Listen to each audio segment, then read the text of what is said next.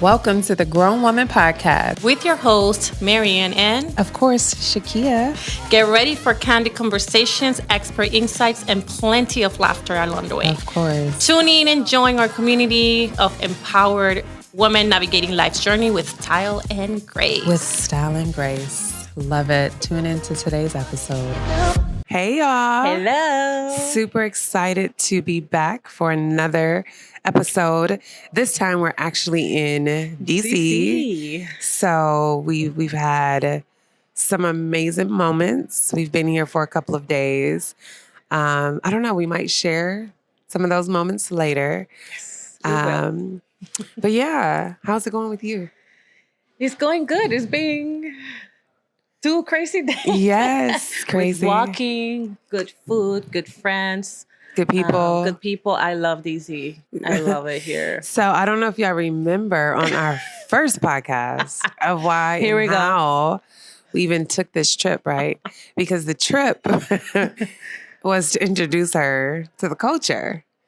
Do you think you've been getting introduced A little bit. to the culture? A little bit. What do you mean? Yeah, a little bit. Last night was nice though. Yeah. We went to, it was like a lounge. Yeah. And I love the music. Yeah.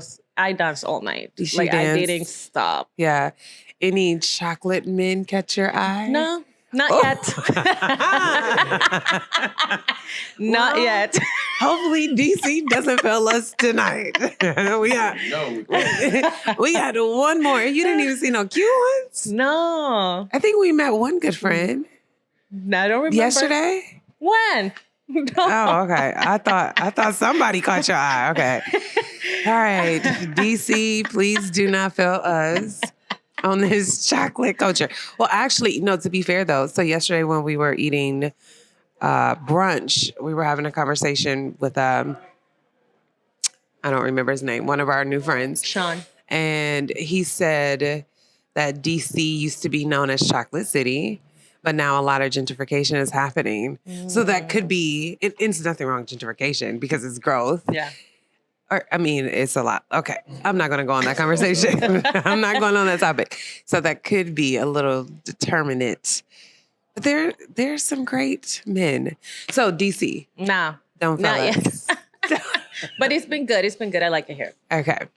All right. So, well, are we ready to get into the conversation? Yeah, let's do it. Listen, so we have a super special guest, someone that I adore and admire. I know him personally and professionally. Personally, I think we probably fight more than we love each other. But professionally, so much respect and honor for the things that he do, for what he does. I should have probably read a bio and been like super professional about it.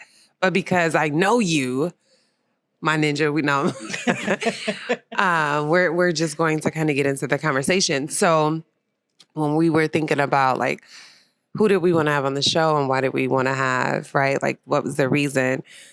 Dr. Joe Johnson came to mind because we wanted to continue this growth conversation of grown women, especially in relationships, just building friendships, marriages, whatever, right? But with men. Yeah.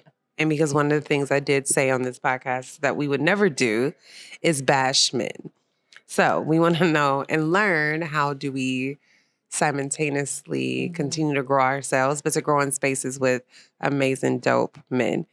So welcome Dr. Joseph Johnson to the podcast. Hey. Welcome. Wait, I'm trying to figure out. First off, what's my name? Joseph. That ain't my name. Dr. Joe Johnson. There you go. Joe Johnson Stay on speaks. brand. Stay on brand. Joe Johnson speaks. No, what's up, y'all? How y'all doing? I'm good. We're excited Yeah. to have this conversation. What y'all gonna try to do? Y'all gonna try to bash me? No, I'm playing. This is not. So what we actually want to talk about is communication, and especially around creating safe spaces for men. Yeah. Right.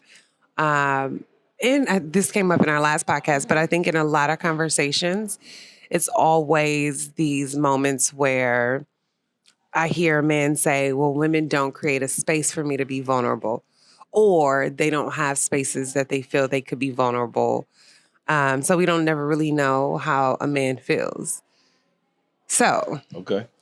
what I want us to talk about is, one, how do we create safe spaces for men? Two, how as a woman can we support that? And then three, just what you feel could be built when creating I guess, I don't know if we want to say a friendship or a relationship, but around that space. Yeah. But before we get there, tell the people who you are, what you do, like why you even purpose over dreams, you know? Why do I exist, huh?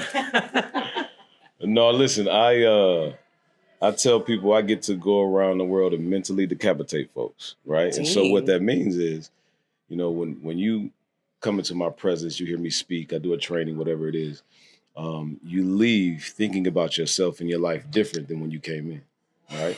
If it's a physical decapitation, obviously your head is gone, right? We ain't doing that. Yeah. It's the mental part that we want to make sure we focus on so that you can create the life and career that you desire. So that's what I do. Bars. Bars. No, that was super dope. And you are here because you just did a conference. I just spoke. Yeah. Okay. I had to speak in the area. And it's crazy because when I got there, you know, they had this technology outage where the flights were canceled, computers down. And so whether it's 1,000 people, 10,000 people, one person, we rock how we rock. So it is what it is. So to just give a little background on your brand and all the things about you. Where are you from? Man, you know, where are you from? I'm from 2023 West Vienna, baby. My goodness, 53206. Milwaukee, y'all. Hey. Oh my goodness, that is not staying on brand. But hey, all right, that's what we do in Milwaukee. On what? From Milwaukee, I'm pretty sure you've heard a lot of good and bad. But we're from the city, and I think that was one way or one reason we were able to connect dynamically and build this space. But also, I want to talk about you've written the books. Yeah. You, one, have helped me in my space to grow with just speaking and creating different ways to get myself at a different level. Talk about that. Talk about those. Yeah. I remember getting into the speaking game, right? And it was a guy, he had been speaking for years, and he was like, hey, where's your products? And I was like, what you talking about, right? Because when you get into speaking, oftentimes all you're thinking about is speaking. That's it. And he said, listen, whenever you speak, you always got to have something to sell, right? Because he said, if you kill it, if you crush it, people purchase and buy things off emotions. Think about it. You hungry, you feeling away, you go to the store, you buy everything in the grocery store, right? But if somebody hits you in a way that is valuable and it impacts you, right, you're going to want more. And so always have products or services that you can sell. But, you know, books, those tangible things are always good. But just always have different levels that you can serve people and make sure you're doing what you want to do in life. Yeah. So that was some game. If you are doing anything, whether you are selling, whether you are building a brand, whether you are creating a business, even if it is just a part-time hustle, have something to sell.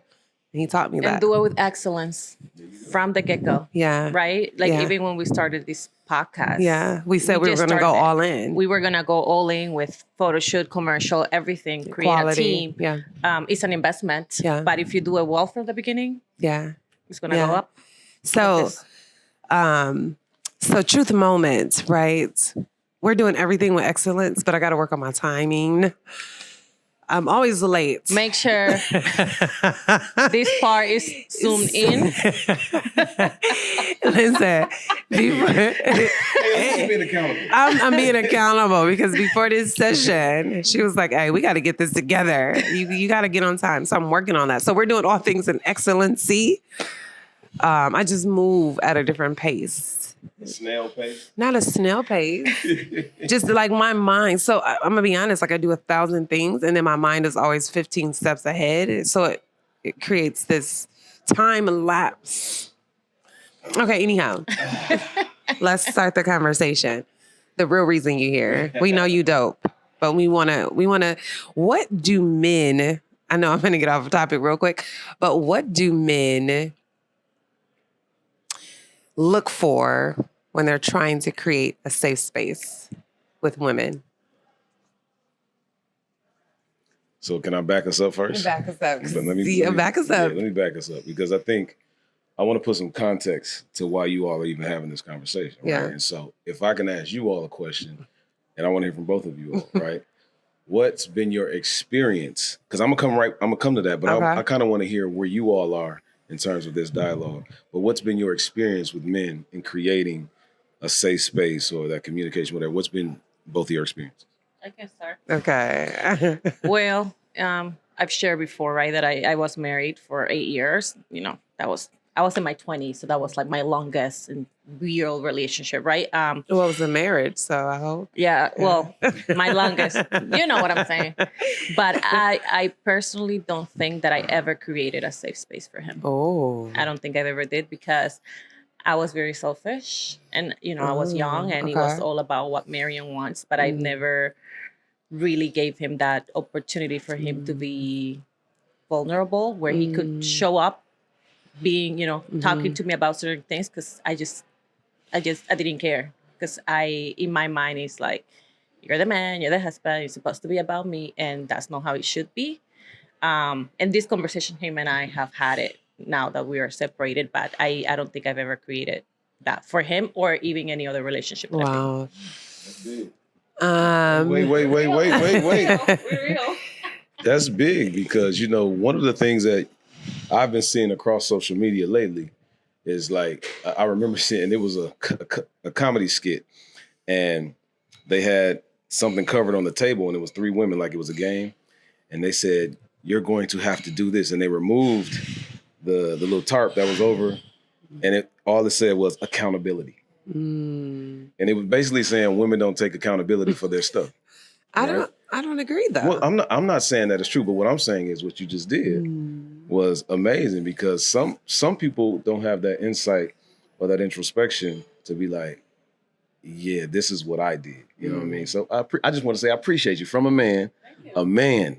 I appreciate you. Well, that's like the years of work, right? Of therapy, of reading that, as getting older as well, that you become wiser, the relationship with God too, he gives you discernment. So when you screw up,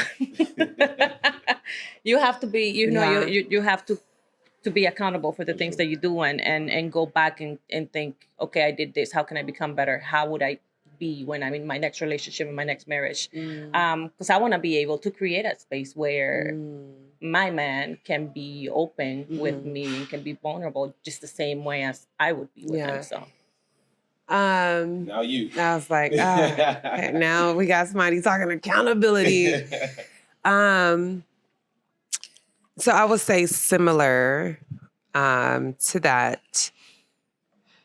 I was married, went through a divorce. Marriage was very different, though. It was a very unhealthy space. So I don't even think there was opportunity to create a safe space because I didn't feel safe, right?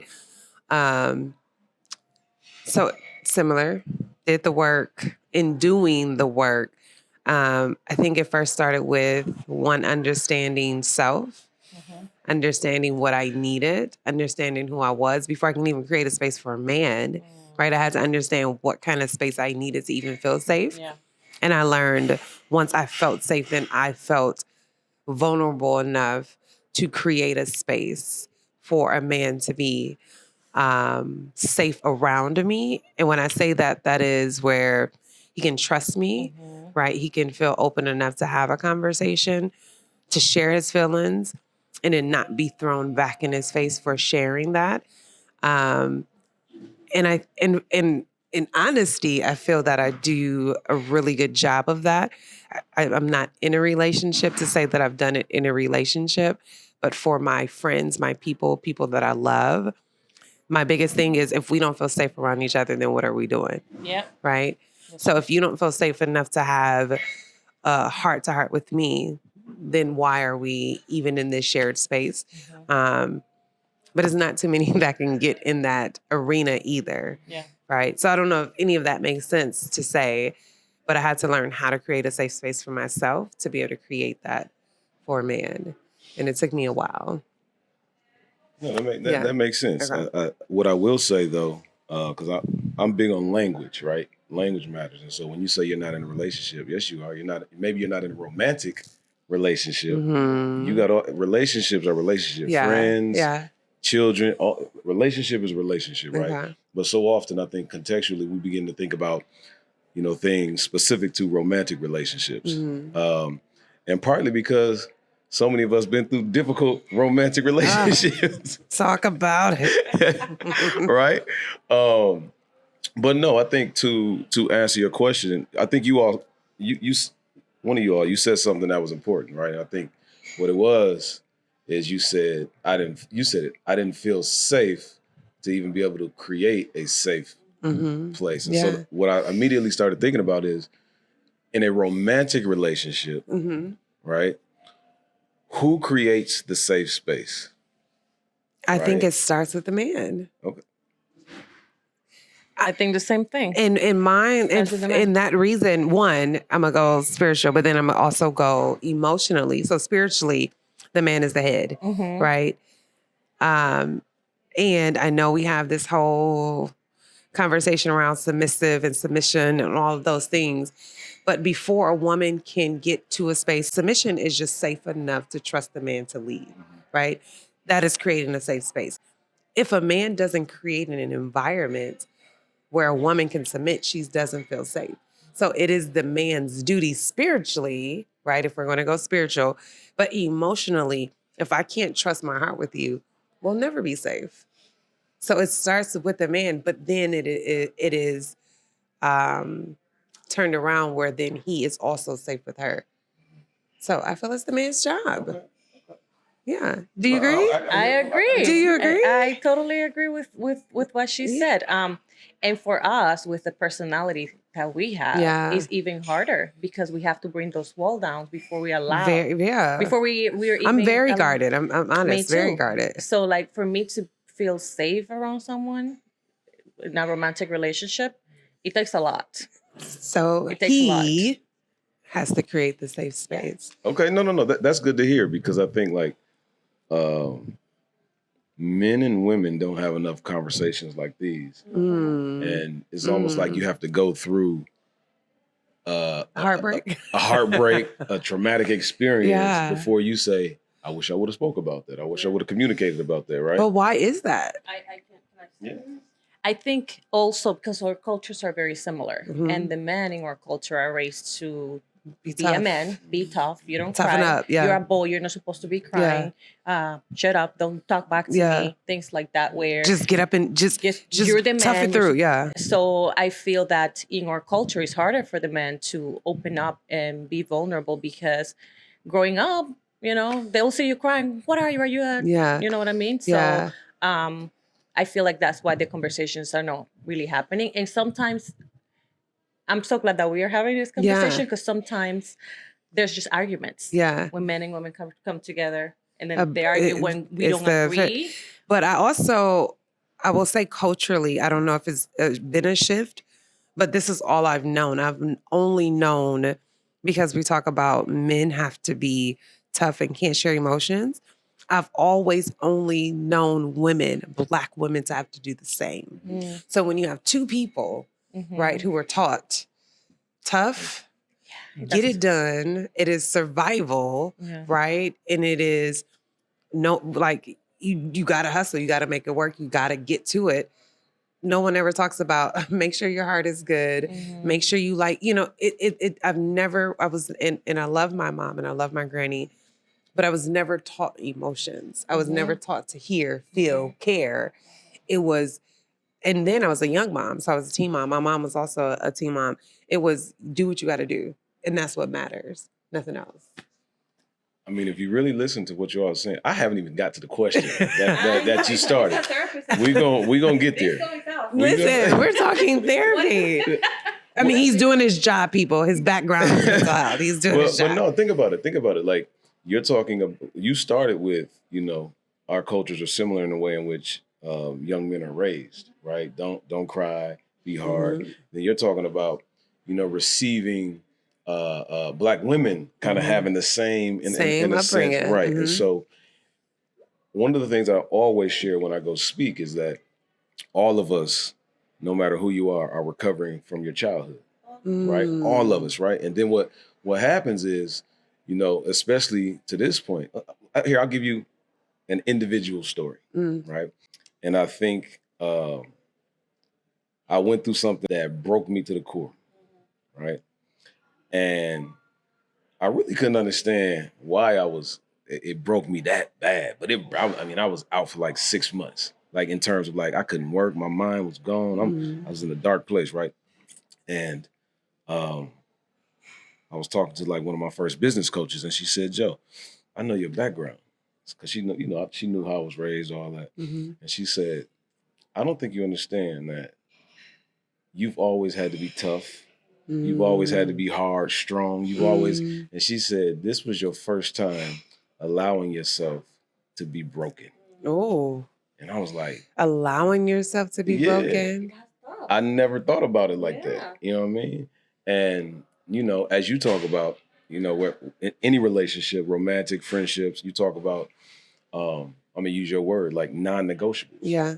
And, you develop non-negotiables, like, and sometimes you release them. Sometimes they only serve you because you use the word survival mode, right?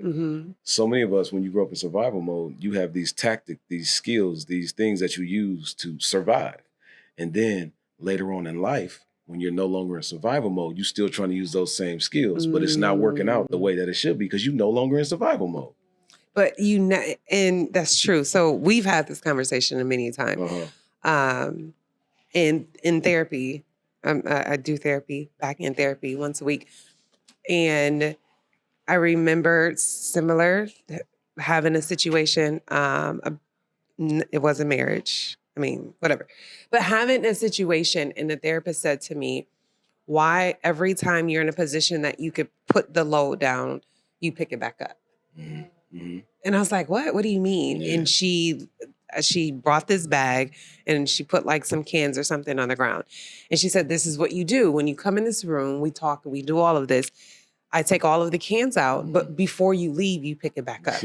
On your way out. On my way out. She said, because you're so used to being in a position where you have to carry so much that when you're able to be free, you're fearful. So you pick it back up because you're used to carrying the weight. Yeah. And it blew me because I was like, lies. But when I think about it, my whole life, all I've known is that I've had to carry it for all of us, right? So when I'm asked to put it down, I'm like, but what happens when I put it down? Like, who's going to da-da-da? So I pick it back up because that's all I know. So when you're saying that, we don't know any different. Yeah. So how do you transition out of that when you're so used to being whatever it is that you're doing? Right. I mean,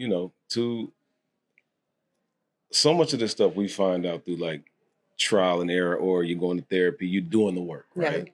Yeah. And once you know something, you can't unknow it unless you're just like, you know what, I'm not even, but you still know it. Yeah. You cannot listen to it, but you still know it. Once you get some information and you access whatever information, you know it. And so oftentimes, because our brains are set up to protect us. Yeah. And it's hard when you get new information that you know you need to go to your next level. But what happens is we have this protection of what we've known all our life is right. And so this new information is hard to break through. You know what I mean? And so people are so stuck to their habits. For example, I share this so often. When you get up, and you're going to start thinking about this. When you get up in the morning, whenever you put on pants, you don't even realize you start with the same leg every time. It's just a natural, it's just what habit. you do. Our body likes to do habits. And so when we get some information that needs to break these bad habits that so many of us had, like, it's hard. It's hard to do it, but you got to have people around you that's like, yo, why you late? Yo, I'm working on that. Right? I'm working on it. But you know what I'm saying? But you got to have people that love you and rock with you, that can continuously keep you accountable. It's the support. It's the support. So I want to go to what we originally. He's given us therapy sessions. But to get back to the original topic for the podcast, how do we create safe spaces for men to be able to create what we need as well? Okay. I'm going to get to the question for sure. But here you go. Wanting to take over the... No. I just think it's important because I think, like, I'm thinking about you all. You all are professional women, fly women, dope women. You do your thing. Like, and I think there's, from my experience in life, I'm going to speak to my experience. When you deal with a certain type of woman, there are certain ways you have to do things. To each. Right? Because I know. Listen. Because think about it. We're talking about, how we create a safe space. Mm-hmm. Now, when I think about you all, one of the things that I think about is women of your caliber is, can an individual create a safe space emotionally for you if they don't have the other things that you are looking for? Right? Like they not, and maybe they're not ambitious. That's good. Yeah. So we have to define what a safe space actually even looks like. Yeah, because that's important because, like, say for instance, you meet somebody, he cool, you're like, okay, but financially he ain't quite there. And I know how, and I'm not saying y'all no gold digger, but y'all ain't with a broke. Listen, Kanye said it best, So like, that's important because once again, if it was some women not at your level, it might be a little bit different. Because I'm like, picking and choosing. It goes back to what you said earlier. We're so used to carrying all the weight that it's not that, we have our non-negotiables, right? When it comes to romantic relationships. But if I'm already carrying all this weight when it comes to my spiritual life, my mental health, my financial life, why would I go with somebody that doesn't already have those things that I already have? Because then it's going to create, I'm going to carry stress, more weight again, weight. So there's nothing wrong, for example, with being with somebody who's not ambitious or whatever, but if it doesn't align with me, I can't do it, because then on the long run, they can be a great person, but I'm going to resent them because I've been there. Yeah. I'm going to resent them. Yeah. For not having something that I wanted them to have from the get-go. You know what I mean? Okay. So just for clarity, I want you to answer it too. Just for clarity, are you saying that they need to have all the things you're looking for before you even allow them, or before you even open up the door to allow them to help create that safe space? Is that what you're saying? Like, they got to hit all the areas that you want. Yeah, because if I'm gonna date, I'm gonna date with intention. So from the get-go, you can be attractive, but if I talk to you and you can't communicate effectively, we don't align with our beliefs, then why am I gonna keep? Yeah, because I've been there. I always say, when you meet a person, you automatically know where that person, or you have an idea where that person can fall, right? Is either a block, like this will be the last conversation, a friendship, right? A block. I mean, meaning like this, like you just, okay, I'm going on 40, right? Like, so I'm at a space where I don't have energy to waste. And so every man that I meet, I'm not thinking marriage or husband, but I am saying, is this going to take away from who I am? Is this energy even worth investing? Is this going to be a friend where one day it's great with dinner, we can have great conversations, right? Or is this a potential husband, right? You going in one of those categories. So I know how my energy works. And yes, I agree. As Marian said, if a man is not already in a place at this position in my life, meaning understanding who he is, understanding his vision, understanding his purpose, having discipline, understanding his lifestyle, and in alignment to where I am trekking, then I won't have a safe space, because I've been the one that was the financial breadwinner. I've been the one that had to be the responsible one. I've been all of those things, right? What they say, I'm trying to live my soft girl area. Like, I want to be able to wake up one day and have coffee in bed and not worry about anything. Like, I mean, I do that a lot. So, but not with a man, you know? So how do, back to the question, how do we create this space? Because, for example, when I think of my male friends, I can sit down with them and listen to them all day, and they're vulnerable with me, and they tell me But they won't do it in a relationship, though. And that's what I'm saying. Like, in our relationship, in a romantic relationship, why is it they will harder? trust us, but not trust the woman they with? Ooh. Ooh. You said, ooh. That was good.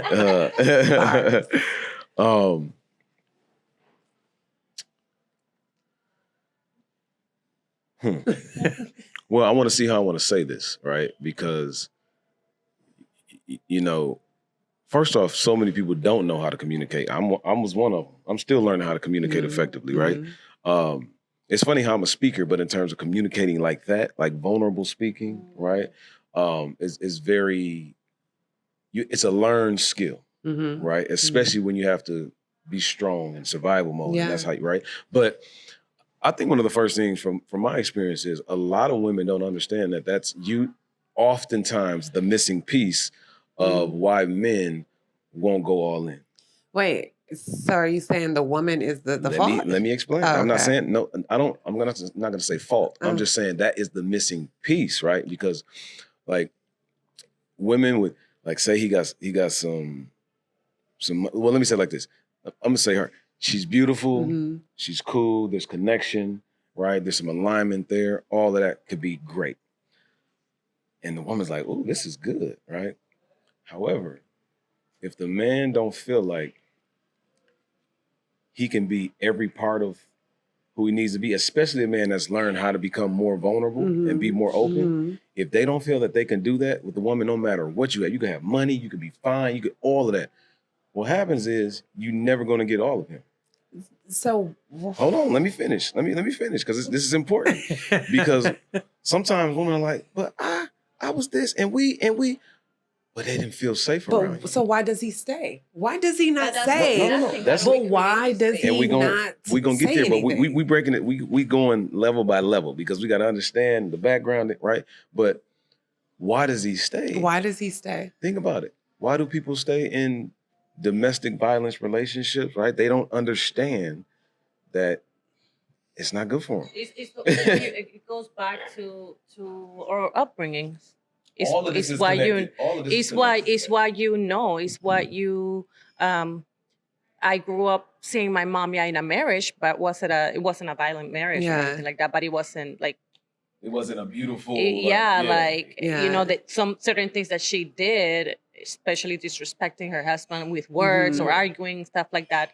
I was learning that too, and I was doing that in my marriage. So it goes back to the things that we know. So, and at the same time, I'm gonna drop it for you here. We're tough. We're very tough. I know we're tough. So we're tough cookies. So I, at the same time, like, I want to put myself in the men's shoes too. Like, because sometimes I say things that right away I'm like, why did I say that? Like, wow, you know what I mean? So at the same time, we're not easy. I'm never saying that I'm easy. Don't look at me. To deal with. What I am saying is, going back to, you said this earlier, your friends will share with you how they feel. They are vulnerable enough around you to have this intimate time of emotions, but won't do it in a relationship, right? You're saying a man can have and see and be with a woman and not all and never give his full self. For me, my question is, how can he stay? One, and two, why would he not create or figure out how to be his full self? Like, if this is not working, then why are you in this situation? Although I'm a tough cookie, very hardcore sometimes, right? When I don't feel safe, I don't stay. And that was because I was in a situation that took so much away from me. So I'm curious. Well, think about it. Like, a lot of people don't know how to be their full selves. They haven't done the work. You know what I mean? Like there's an expectation. Like, when people get married, it's funny. When people get married, there's an expectation. Like, till death do us part, till we die. I mean, that's the vow that Well, you hold take. on. It's Okay. not an expectation. No, It's the vow. That's the You stand there it's and the say, vow, I it's the do. expectation. But it's interesting because sometimes the marriage dies way before they physically die. But the they vow, stay. but the vow. Should the so see, now we going somewhere else. Like, I understand the vow, but sometimes that vow, right? But no, Wait, hold on. But you said expectation. So the expectation is you're going into something. Expectation, vow, and all I'm saying is, how many people do you all know have stayed in marriages or relationships and you know it's killing them in the inside? Quite a few. You go to work every day, right? No. I'm asking you. I'm asking you a What question. you say? You go to work every day? Yeah. Yeah. So it's like what I do don't kill me. no, it doesn't. I love what I do, and that's why. What she's saying is you don't like it. So, for example, it's just like the gym. I don't want to go to the gym every day. I don't. But it's good for me. I do it. I don't get up every day, and I feel it's good for me.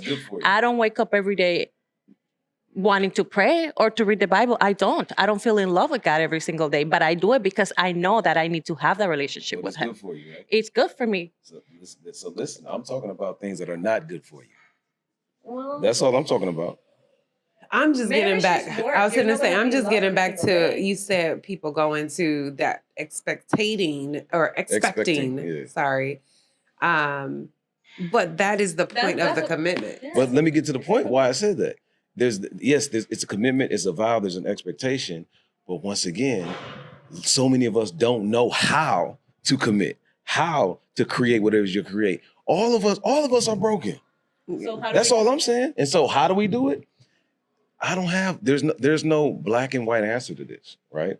Because what I do know is that there's a lot of, like, speaker Dr. Calvin Mackey always says, nowadays we have to have the ability to learn something, unlearn something, and relearn something right away. And that's every day, right? All day. Right. And so some of what we're doing right now is we're unlearning some of these things that we learned growing up. Mm-hmm. And it's not the easiest thing to do. So when you talk about how, the first step is people got to acknowledge and be accountable of what they're actually doing.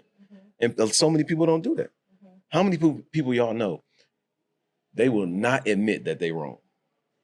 A lot. Right? Yeah. Or they will not admit that, okay, here you go. I'll say this right. Do not be the weapon formed against yourself. That's why you're not prospering. I'm just saying. That's called accountability. Everybody want to say, oh, this, that. No. Sometimes it's you. Especially my church folks. That's the devil. No. It's you. It's you. I'm not calling you the devil, but it's you. It's what you're not doing or what you are doing, right? And so I think the biggest thing is accountability is the first thing to acknowledge. You know what? I don't know how to do this, or I need some work. That's the first step. That's all. But so in the last podcast that we did with Rashad, when we started talking about, mental health therapy and things like that, and we started talking about the work that we've done, therapy, reading and stuff like that. One of the things that they said is, well, when I feel any type of way, I just call my boy, and we talk about it. That's not doing the work. So how do we, again, we're going back to the question, create a safe space where men can be open to having this conversation and open to do the work? Should we be the ones creating the space? It's okay. The way that I see this is not you're creating a space or you're creating a space for me to feel safe. Right? Yeah. You're doing the work, I'm doing the work. And within that, a safe space is created. You see what I'm saying? Right? So basically we gotta make sure the first question we ask the man, are you doing the work? But why is that so? That's a good question. Are you doing the work? Why is it harder for men in our community to open up about these things, especially with mental health? Yeah. Like, why is it so hard for our men in our culture? I know growing up, again, I was raised in the church, and I know the church community gonna come for me. Get her. Everything was pray about it. We didn't talk about it. Yep. We didn't discuss it. Yep. It was, one, what goes in this house, goes on in this house, stays in this house. Two, when bad things happen, we're going to pray and we're going to believe and trust in the Lord that he's going to work it out, right? What we miss, which is very true, but what we miss is while we're waiting on God to do the work and to work it out, he still holds us accountable of the actions For sure. that needs to take place for him to do it. Yeah. And so that is the therapy, that is talking about it, that is feeling, that is understanding. So for me growing up, that was everything.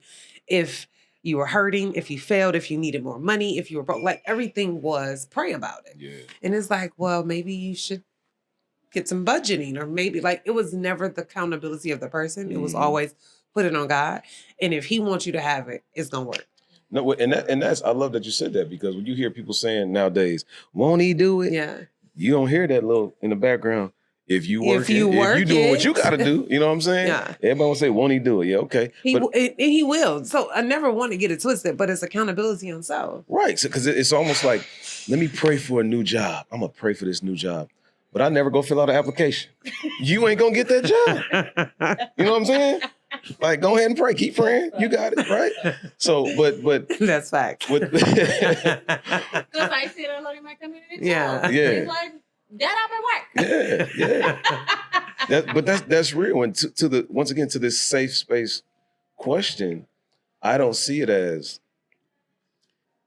you're creating it for me, you're creating it for me, I'm creating it for you. I see it as we have to be doing the work in order for something like a safe space to happen. Yeah. And we have to also understand what that means and what that looks like for us. Because when you talk about emotionally, right, like there's not a lot of people that I would go to and actually cry with or cry in front of, right? And part of that is because there's a fear of how people will use that against as a weapon. Yeah, right? Like this old soft, like and then start telling it, like, and then that makes you feel away. And so whenever I think about that, I just think about, right, is trust immediately given or is it earned? It's earned. That's what I believe. I'm not giving you trust. You earning that. And it could be wrong, right? And now that I hear myself saying it, I could hear Jesus like, no, I gave you grace. But for me, I need to understand and know who you are before I can 100%. even allow you into a space to give you anything from me, right? So trust is very earned. So as we're ending this episode, we always end with what would be the grown woman advice. But in this case, what would be the advice for the grown man watching and listening to this episode? What would be the advice for them to do the work, for them to open up a little bit more when it comes to, their mental health? I don't know, feelings, things like that. Whatever advice you think. So you telling me I can't give grown women no advice? You can. No. Grown men and no, but one of the first thing that I would say is any grown man, if you get an opportunity, get in a room with some women that are having conversations, don't say a word, just listen. Because we don't get to do that often, right? Like maybe you want to come in and somebody always got something to say. No. Just sit around some women, whether it's your sisters, your mama, your auntie, whoever, and just listen. Because you can learn a lot when you listen, right? God gave us 2 ears, 1 mouth. Shut up.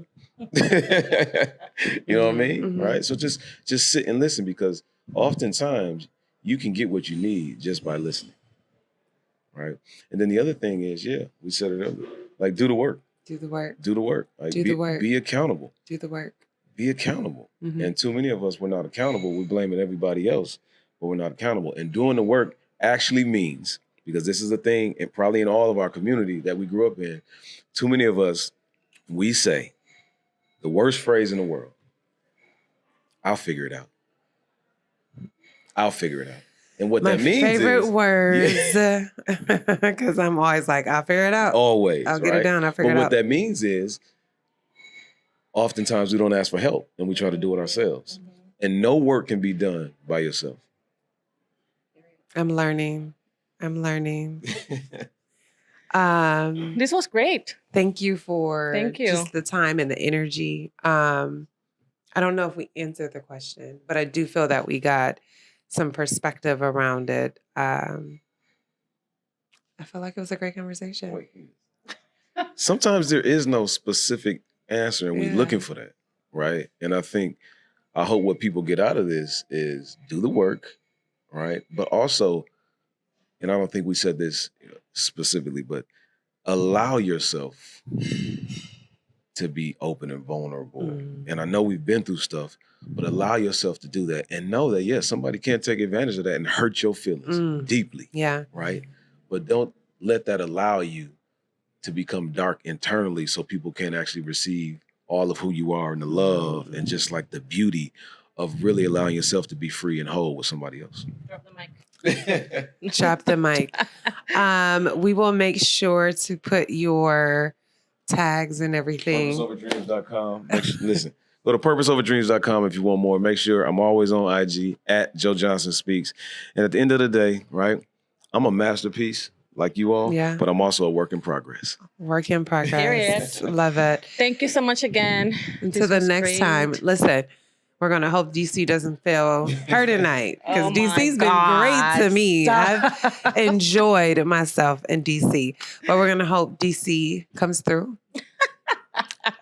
for our last night. You're making me look desperate every episode. No, this is just us coming back to why we were in DC. We're here for work. We are. For the next episode, Jeez, serious. Listen, if you in DC and you no, just like, all right, y'all. Till the next time. Till next time.